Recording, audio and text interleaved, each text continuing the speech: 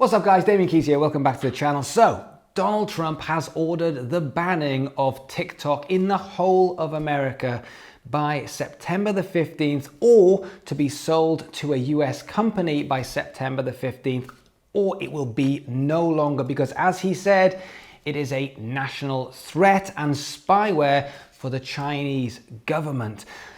But it looks like Microsoft might step in. And if they do step in, they will be looking to buy more than that one territory. They will be looking to buy it in America, Canada, Australia, and New Zealand.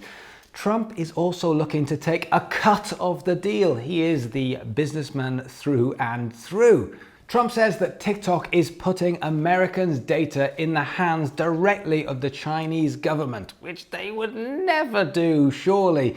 And it's become a national security review. Now this, after not so long ago in June, TikTok was banned in the whole of India, and India's population is 1.38 billion people. So that is a lot of people, and that was said to cost TikTok $6 billion. So if it loses America, all of a sudden it could be losing some huge money, because if it is not bought out, it becomes a fire sale. We already know there's Triller. We know that Reels has just come about.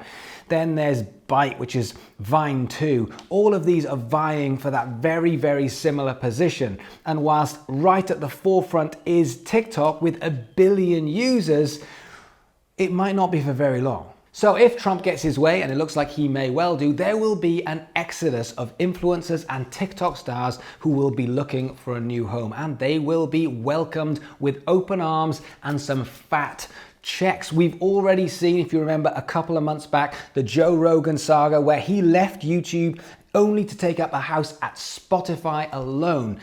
And that's going to be happening. In fact, it's already been happening, because Triller have poached 3 TikTokers, including Josh Richards, a huge influencer on TikTok, who is now the Chief Strategy Officer at Triller. He's 18 years old and he has been made the Chief Strategy Officer. But it's quite smart, because they are going for made by creators for creators, which is a very smart tactic to try and bring in more creators. Instead of saying this is run by the fat cats, it's like saying, no, come and be a part of our team. But things are ramping up, because as well as Triller and Byte, Reels has just been launched, which is the Instagram version. And we have seen this before when it came to Snapchat and Instagram stories. And we all said that will never work because Snapchat is too far ahead. No, how wrong we were. All it took was to completely rip off the idea, get a bit of influencer when it came to a Kardashian, and that was pretty much the end of Snapchat as we knew it back then.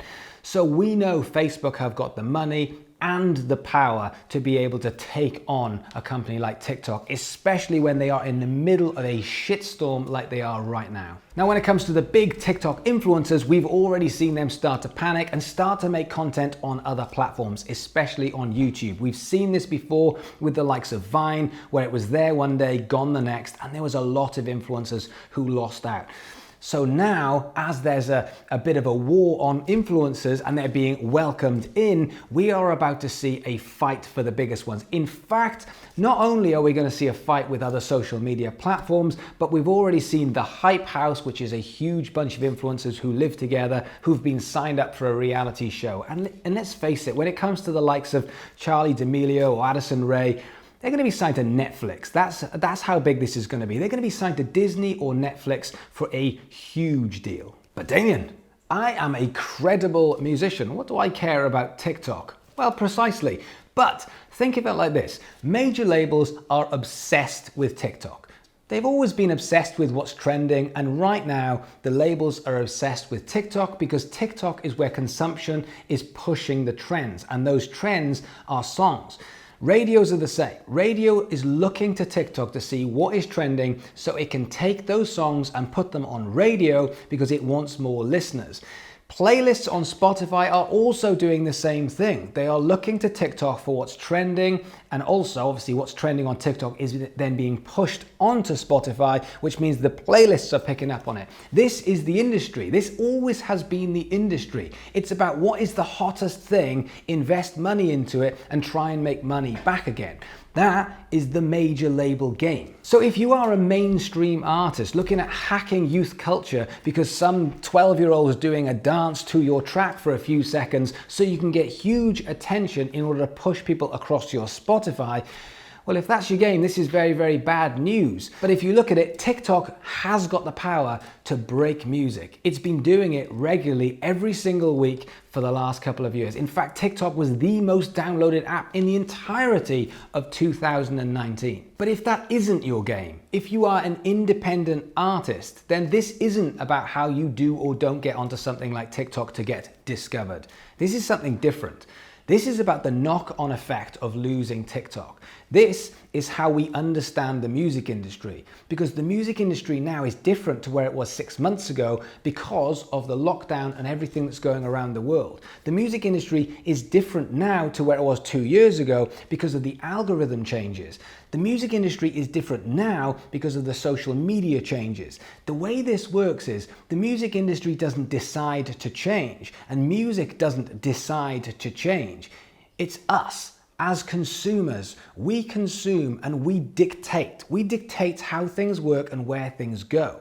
So as musicians, we at least need to understand it so we can figure out what could potentially happen next. An example of this is that TikTok is very, very good at breaking songs. If you think about it, you upload a track and it potentially could get millions and millions of listens, which then pushes it across to millions and millions of listens potentially on Spotify. But TikTok is not very good at breaking artists if you look at the ratio of how many songs it's breaking compared to how many artists it's breaking. There are artists with millions of streams on Spotify with 20,000 followers on a platform. If you think of that ratio, those are not good. And whilst I'm not dissing having millions of streams on Spotify, what I am saying is this is feeding into our culture as musicians of what we are trying to achieve. All of a sudden, we're not trying to build an army, an audience, a fan base. What we're trying to do is we're trying to build up a Spotify count. And it's the same thing with our marketing. We're trying to push an advert because we've realized that we can now advertise ourselves and push people across to Spotify. And everything is about a number on Spotify.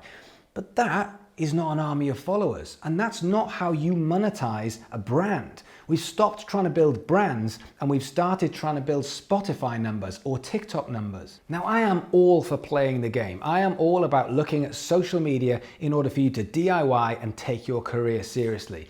But there is a line I draw, and I still think whilst everybody I know is going, you've got to get on TikTok, you've got to get on TikTok. And I'm thinking, not if you're a credible artist. I don't see it. I don't see why Bon Iver would go and start a TikTok. I don't see why the next Linkin Park would go and start a TikTok. I think it's a very, very different thing. But I think if you're a 20-year-old floppy-haired kid talking about the first time you got laid or the first time you had a beer, then yeah, go for it. Go and do some backflips or throw some eggs at a friend. That's fine. But I think it's different for different artists, and I don't buy into just because it's a new social media platform and just because you can get some attention, you should take away credibility for you as an artist in trying to do something in order to hack culture, which takes away from you, the artist, and your music. The reality is every artist is different. Every artist needs a different strategy. Every artist will have a different audience. And if your audience is 14, then they need to be treated to if your audience is 35 or 45 or 65. And therefore, getting on there so that you can do a duet with Gordon Ramsay is probably not going to work if you're 50 years old. So what does this mean for you? Well, I'll tell you what I think this means for you, because everyone is going to be jumping into Reels, and if TikTok stays, they'll be pushing into TikTok and trying to get those numbers on Spotify. And I think the winners are the people who are going to look after the audience. I think the building of a brand is so much more long-term and more positive than just getting numbers onto a screen. And yes, you might get 0.005 cents for a play on Spotify, but you still need to get millions and millions of streams to make it work. And if those streams don't come back for the next track, or they don't come into your socials, and you aren't able to tour, and you aren't able to sell merch, and you aren't able to build a tribe of people that will come with you on a journey over a long period of time, I feel it's a very short win. It's the same thing as getting onto a playlist and everyone goes, oh, we've done it, we've achieved it. And that's when people come into my DMs and they're like, I got 100,000 streams, what next? It's like, go again. It's like, that's the game. So this is about building a loyal army, your loyal army. And I think everyone is distracted, looking this way. And I think this is your chance to say, we're going this way. We're going to do old school, look after people, and go back a couple of years to where we used to do that instead of trying to get numbers on a screen. So that's my thoughts on this, but I am absolutely not dissing TikTok because it's an incredible thing, especially if you fit into that mold of TikTok. But if you don't, there are plenty of other options for you to build your army. So guys, thank you so much for watching. If you can do me a favor, hit that like and subscribe button. Come and be a part of this community because I'm so proud of what we're building. Or if you're looking for more in-depth, step-by-step information about stuff like Facebook ads or what to do over the next 6 months when it comes to your releases and how to build that audience, then I've got a music business academy called DK Music Business Academy, where the link is down below.